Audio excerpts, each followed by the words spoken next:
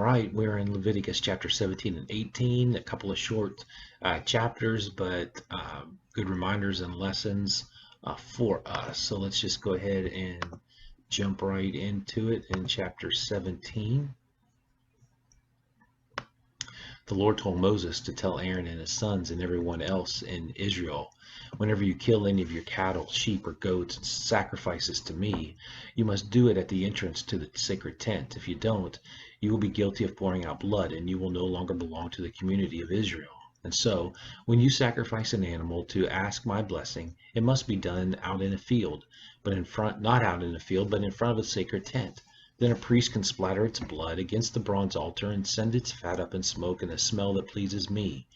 Don't ever turn from me again and offer sacrifices to goat demons. This law will never change. Remember, no one in Israel, including foreigners, is to offer sacrifice anywhere except at the entrance of the sacred tent. If you do, you will no longer belong to my people. I will turn against any of my people who eat blood. This also includes any foreigners living among you. Life is in the blood, and I have given you the blood of animals to sacrifice in place of your own. That's also why I have forbidden you, to eat blood. Even if you should hunt and kill a bird or an animal, you must drain out the blood and cover it with soil. The life of every living creature is in its blood. That's why I have forbidden you to eat blood, and why I have warned you that anyone who does will no longer belong to my people. If you happen to find a dead animal and eat it, you must take a bath and wash your clothes, but you're still unclean until evening. If you don't take a bath, you will suffer from what you did wrong. The Lord told Moses to tell the people of Israel, I am the Lord your God, so don't follow the customs of Egypt, where you used to live, or those of Canaan, where I am bringing you. I am the Lord your God, and you must obey my teaching. Obey them, and you will live. I am the Lord. Don't have sex with any of your close relatives, especially your own mother. This will disgrace your father. And don't disgrace him by having sex with any of his other wives. Don't have sex with your sister or stepsister, whether you grew up together or not. Don't disgrace yourself by having sex with your granddaughter or half-sister or a sister of your father or mother. Don't disgrace your uncle by having sex with his wife. Don't have sex with your daughter-in-law or sister-in-law. Don't have sex with the daughter or granddaughter of any woman that you have earlier had sex with. You may be having sex with a relative, and that would make you unclean. As long as your wife is alive, don't cause trouble for her by taking one of her sisters as a second wife. When a woman is having her monthly period, she is unclean, so don't have sex with her. Don't have sex with another man's wife. That would make you unclean.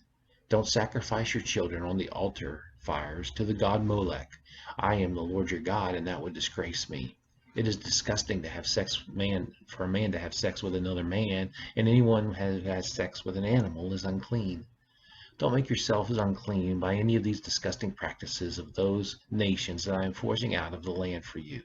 They made themselves and the land so unclean that I punished the land because of their sins, and I made it vomit them up. Now don't do these sickening things that make the land filthy. Instead, obey my laws and teachings. Then the land won't become sick of you and vomit you up, just as it did them. If any of you do these vulgar, disgusting things, you will be unclean and no longer belong to my people. I am the Lord your God, and I forbid you to follow their sickening way of life.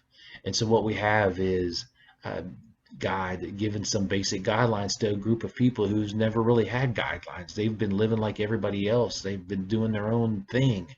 And now God is trying to put some guidelines up to help keep them safe. And one of the disgusting things that was happening in the land of Canaan was that they really did sacrifice their children to this little g god Molech. And it was a horrible practice, but they felt that that was making the gods please them, and there's really no God. It was just an idol, but they were killing their kids because of it, and God was telling them, stop doing that. It's crazy. And so it's just a little help, a little reminder for us. So I hope you have a great day.